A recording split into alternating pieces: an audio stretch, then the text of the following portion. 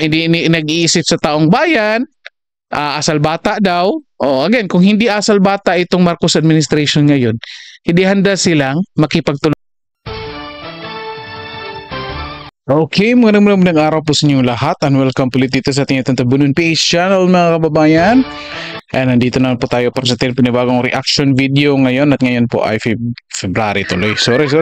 May 20, sorry mga kababayan, May 6, 2025. Sobrang excited mga kababayan eh. Okay, sorry. Ito, nandito naman po tayo para sa ating panibagong reaction video at ngayon ay pag-uusapan pa rin natin itong mga nangyayari, lalo na itong sagutan, patuloy na sagutan ng mga kababayan ako, parang araw-araw na ito mga kababayan kasi hindi ito nagtatanda itong mga tauhan ng PCO mga kababayan. Ito, pag-usapan natin ngayon mga kababayan, Claire Castro kumagat agad sa pain ni VP Sara Duterte mga kababayan. At ito pa, tanong natin, inamin pa na walang naiisip na solusyon sa problema sa presyo ng bigas itong PBBM administration mga kababayan.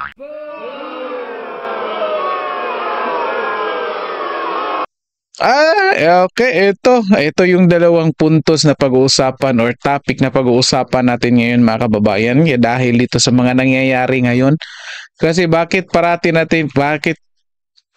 pinag-uusapan natin ngayon mga kababayan? Kasi lahat again sa bangayan na ito, tayong ordinaryong Pilipino ang talo dito.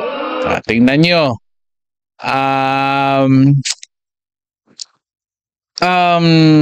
Ito nga, parang lumalabas dito ng mga kababayan na mukhang until now walang naiisip na solusyon doon sa pag-increase ng presyo ng bigas mga kababayan. Well, anyway, ito pag-usapan natin, may videos tayo dito. Ito na, bakit natin nasabi na kumagat agad sa pain itong si Claire Castro dito ni Vice President mga kababayan. Naghulog ng pain, kung nangingisda kayo mga kababayan, naghulog ng pain itong si Vice President Sara Duterte at kinagat agad. Napakagat si Claire Castro. Tingnan natin sinong nasisira dito ngayon. Ito. Pakinggan natin ito, galing ito sa UNTV mga kababayan. Again, hindi itong balita na ito, hindi ito galing sa atin, galing ito dito sa UNTV mga kababayan. Ito, pakinggan natin. Imposible talaga ang 20 By the way, paki-like and share po ng ating videos, then paki-subscribe din po sa ating channel. Patuloy natin. pesos na bigas. Pero pwede siya, hindi ko lang i-share sa inyo kasi ayaw tutulungan. Posible ngunit ayaw tulungan. Ito ang ibinahagi ni Vice President Sara Duterte kaugnay ng kung papaano maisa sa katuparan ang 20 pesos kada kilo ng bigas. Ayon sa pangalawang Pangulo, matapos ang eleksyon noong taong 2022 ay kanyang kinwestiyon ang pangakong ito ng administrasyon. Ayon kay VP Sara, may mga nadiskubre siyang paraan kung paano ipatutupad ang murang bigas program. Ito ay pagkatapos ng personal niyang pagbisita sa Cebu at marinig ang hinaing ng mga mamamayan tungkol sa hirap ng buhay, partikular na sa pagkain at bigas. Nung pumunta ako sa Cebu meron yan silang August na event ang Cebu eh. And sa haba nung parada na kinakamusta ko yung mga tao, 3 beses nagsabi sa akin, Inday Sara, nagalisod mi sa pagkaon, nagalisod mi sa bugas. Ayon pa kay VP Duterte, agad siyang nagtanong sa isang negosyante ng bigas tungkol sa nasabing pangako. Tinanong ko yung isang businessman ng bigas. Sabi ko, kakayanin ba talaga ito o nagsinungaling siya noong sinasabi niya itong pangako na ito? Ang sabi sa akin ng businessman, nagsinungaling siya. Hindi talaga nila kaya gawin yan. Hindi sila marunong paano gawin yan. Agad namang Okay, stop po na natin dyan mga kababayan. Ito, yan ha. Yan yung pain dito ni Vice President Sara Duterte mga kababayan. Sinabi niya, alam ko, hindi sila marunong at hindi ako tutulong. Di ba? Yan pahayag niya mga kababayan, pag-isipan nyo. Pag-isipan nyo yan. Okay, kasi pag-uusapan natin yan mamaya. Ito, papakita ko muna. Maiksi lang ito mga kababayan. Maiksi lang ito. Anong sagot dito ni Attorney Claire Castro patungkol dyan sa pahayag ni Vice President Sara Duterte? Ito, pakinggan ninyo. Ayaw niyang tulungan si Pangulong Marcos. Ano pong reaksyon dito ng Malacanang? Lumalabas po kasi kung ano po ba talaga ang anyo ng ating Vice Presidente. Lumalabas ang tunay na kulay ng Vice Presidente bilang isang public servant. Sa pag-amin niya, nandito po ang kanyang sinabi na imposible talaga ang 20 pesos na bigas pero pwede siya. Hindi ko lang i-share sa inyo kasi ayaw kong tulungan si PBBM. Yan po ang tugon ni Vice Presidente ng Vice President. Sa pag-amin niya pong ito, na hindi niya i-share kung ano man ang kanyang kaalaman, kung mayroon man talagang kaalaman. Dahil nga sa ayaw niyang pagtulong sa ating Pangulo. Ito ay nagpapakita ng isang makasarili. Tandaan po natin, kung ano man po ang kaalaman na mayroon kayo, para sa taong bayan, ito po dapat ay agad-agad na isinasagawa at hindi po dapat ito tina-timing. Hindi ba na po naiisip ng Vice Presidente ang kapakanan ng taong bayan, lalo na po yung iba ay nahihirapang bumili ng bigas kahit na nga po mababa ang presyo ng bigas. Tandaan po natin, ang paglilingkod sa bayan ay hindi isang laro. Ang gobyerno, ang bansa ay hindi isang malaking playground. Huwag naman po sana maging asal bata ang Vice Presidente. Okay, stop muna natin dyan mga kababayan. Okay, later papatuloy natin yan, maipapakita. Kasi, ito, pag-usapan muna natin ng mabilisan ito ha. Okay, yun nga, bakit kung sinabi mga kababayan na si Claire Castro kumagat agad sa pain ni VP Sara Duterte? Okay, number one, ito nga, may hawak siya na statement. Kopya ng statement ni VP Sara, di ba? Klaro-klaro. So, anong statement ni VP Sara mga kababayan? Unang-una, sinabi ni VP Sara, alam niya kung anong gagawin para maabot yung 20 pesos per kilo na bigas. Okay?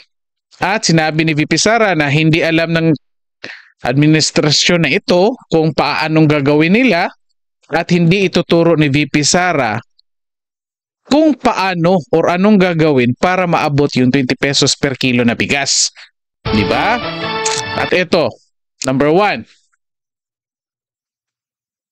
Unang-una, patungkol dyan sa statement ni VP Sara mga kababayan, hindi sa wala akong tiwala dito kay VP Sara mga kababayan ha. Of course, may tiwala ako dito kay VP Sara.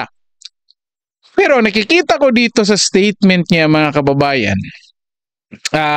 kasi hindi ako naniniwala na sasabihin niya ni VP Sara niya hindi niya ituturo kasi alam niya iisipin ng mga tao na makasarili si VP Sara.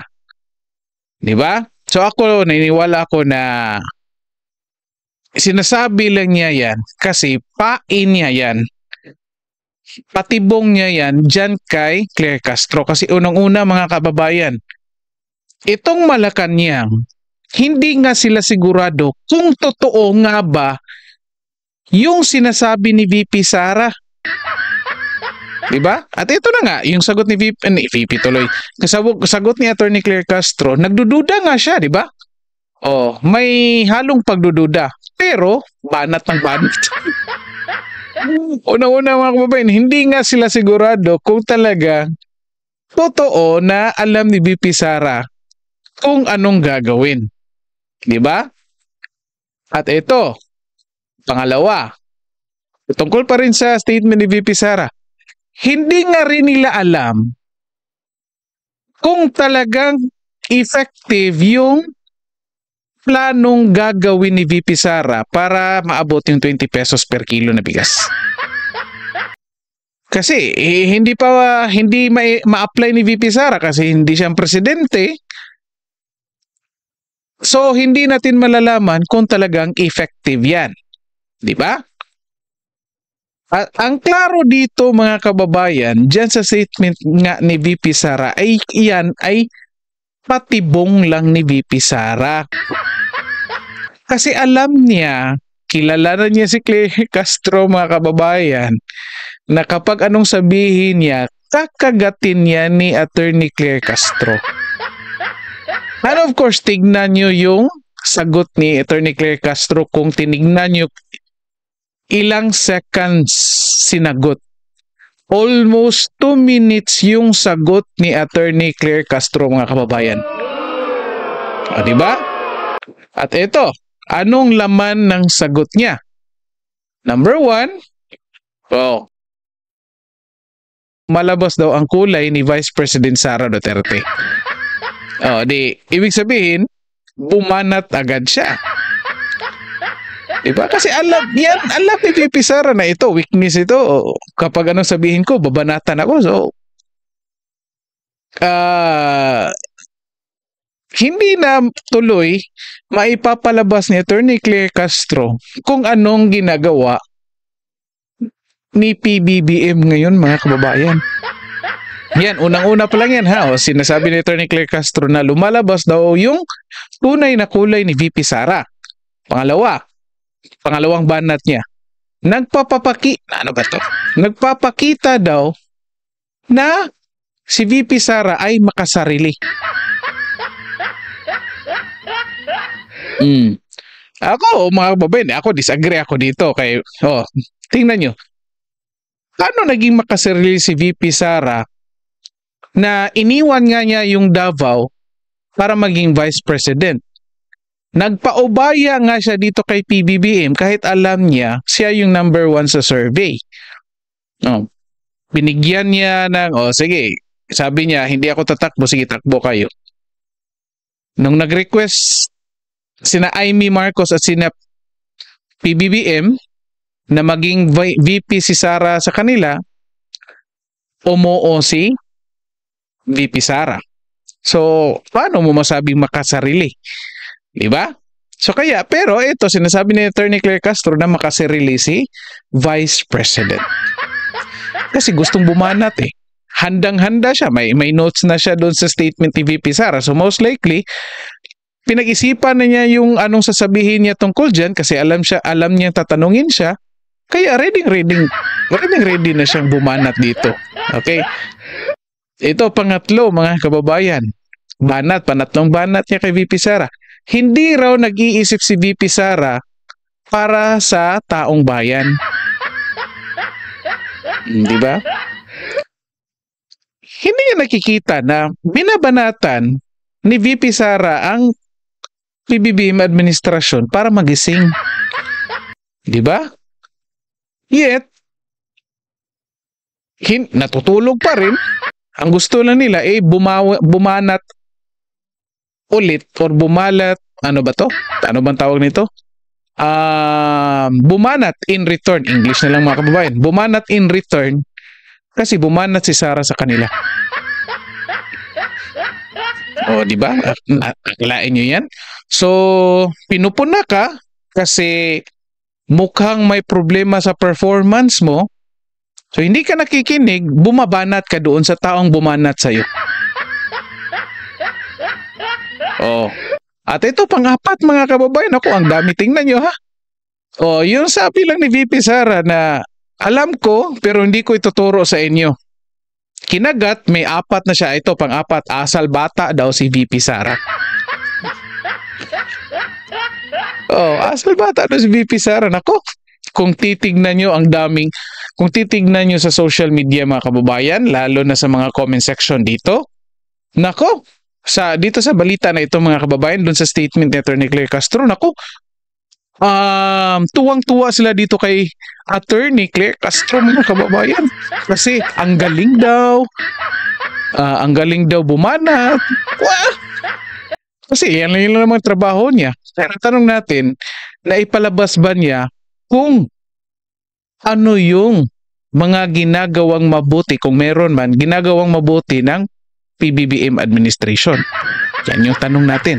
Kasi mga kababayan, kung titignan ninyo ng mabuti itong sagot ni Attorney Claire Castro dito, sino ngayon ang lumalabas ang kulay?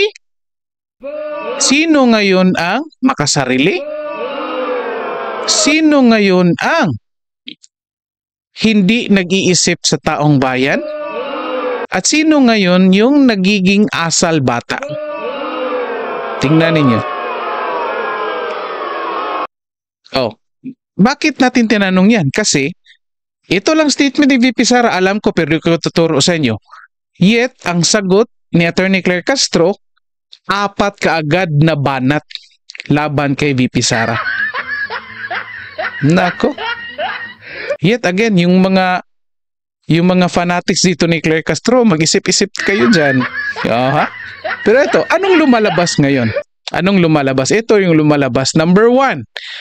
Ang lumalabas dito mga kababayan, number 1, aminado itong PBBM administration, including Attorney Claire Castro mga kababayan, na hindi nila alam kung anong gagawin nila para ibaba yung presyo ng bigas.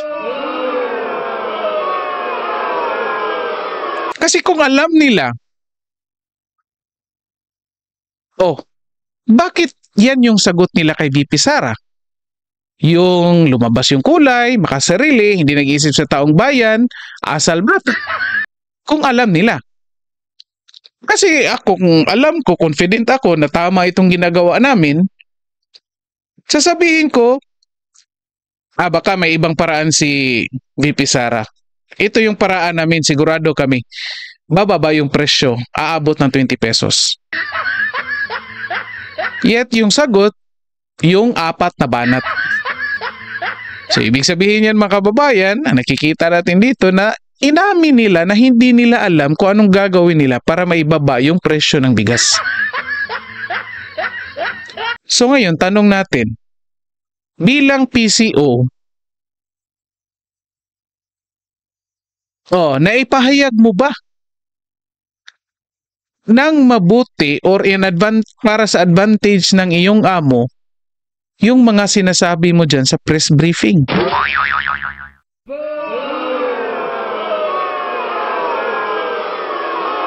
At ito pa mga kababayan, gamitin natin yung logic ni Attorney Claire Castro dito. Kasi sabi niya, hindi nag-iisip si VP Sara sa taong bayan kasi ayaw tumulong, isip bata daw, lumalabas yung kulay, gamitin natin niya, baliktarin natin. Kasi, ang presidente ngayon si PBBM, di ba? Hawak nila lahat ng makinarya. Lahat ng ang taong bayan, tinitignan, inoobserbahan kung anong performance ni PBBM or sa Marcos administration. Hindi naman ito Duterte administration. So dapat itong Marcos administration, kung talagang nag-iisip sila para sa taong bayan, handa silang lunukin yung pride nila. Di ba? Comment kayo dyan mga kababayan kung agree or disagree kayo dito. Kasi kung talagang naniniwala sila dito kay VP Sara, na alam ni VP Sara kung anong gawin, hindi sana, kung talagang nag-iisip din itong Marcos administration para sa taong bayan, di ba? Hindi sana makikipagtulungan sila kay VP Sara. At kung talagang ang kulay ng Marcos administration ngayon ay para sa taong bayan, hindi makikipagtulungan sila kay VP Sara. Kung ang Marcos administration ngayon ay hindi makasarili,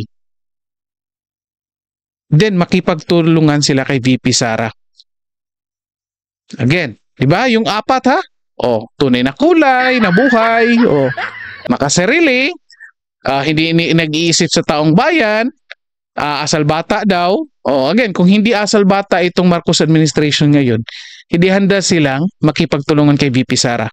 Ito pag-isipan nyo. Ito pag-isipan. Sa tingin nyo ba? Tatanggapin nila si VP Sara kung isisiksik ni VP Sara yung sarili niya dyan sa Marcos administration? Sa tingin nyo ba? Tatanggapin nila yan? Sa tingin nyo ba? No? Or anong gusto nyo mangyari? Si VP Sara ang mag-i-insist sa kanyang sarili dyan sa Marcos administration? Diba? Nung umalis nga si PBBM, nag-attend ng libing ni Pope Francis, hindi nga binigyan ng chance ni PBBM si VP Sara na mamuno. Which is, di ba, Vice President dapat yung kapalit kapag wala yung presidente. At ito mga kababayan, bago natin tapusin. Tignan nyo ito. Again, itong balita, balikan natin itong balita. Galing ito sa UNTV. Ang title, ay di pala, sorry. Yung isa pa lang niya sa UNTV. Ito pa ay galing sa ABS-CBN. Yung title ay, kung hanapin ninyo. Ayaw tumulong. Palasyo tinawag na asalbata si VP Sara. Di ba? Pero, less than 2 minutes lang yung patungkol dyan. Pero kung titignan niyo, pagpatuloy niyo itong balita na ito mga kababayan, patungkol ito sa ibang mas pinalaki at pinadali na ng pag-qualify sa Pag-ibig Multipurpose Loan. Di ba? Patungkol yan sa magandang balita patungkol sa Pag-ibig Multipurpose Loan sana, 'di ba? Pero kasi nga mas focus yung Undersecretary Claire Castro diyan sa pagbanat ni VP Sara. Ang kinagat ng mainstream media, lalo na itong ABS-CBN, yung banat ni VP Sara. Sa tingin nyo, kung nakakita kayo ng balita na ito tuloy nyo pa ba? Pakikinggan nyo pa ba itong balita dito sa patungkol sa Pag-ibig Multipurpose Loan na sinasabi ni Attorney Claire Castro matapos niyang binanatan si VP Sara? Karamihan dyan mga kababayan, hindi na yan ipagpatuloy kasi yan lang yung kikinggan nila. Kasi yan yung unang binalita ng ABS-CBN mga kababayan. Di ba? So ano nangyari ngayon? Sa tingin nyo ba sa pagbanat ni Claire Castro or pag-agat ni Claire Castro sa pain ni VP Sara, nagiging maganda yung reputation ng PBBM administration? I-comment nyo dyan. Di ba hindi? Sa pagbanat ni Attorney Claire Castro kay VP Sara, nasira ba niya si VP Sara? In the first place, bakit mo sisirain niya si VP Sara? Hindi pa man yan, 2028 pa yung election. Hindi nga sigurado kung tutuloy ba siyang tatakbo, mga kababayan. Ngayon sinisiraan niyo. Nako, bumaliktad yan sa inyo. Diyan sa Malacanang. Di ba? Well, anyway, mag-comment kayo dyan mga kababayan. So, tapusin na lang natin ito. At sana, pakishare na lang po ng videos natin. And then, pakisubscribe po sa ating channel. Okay? So again, dito na lang po muna tayo. Kita-kita tayo sa susunod na video. And then, maraming salamat po sa lahat.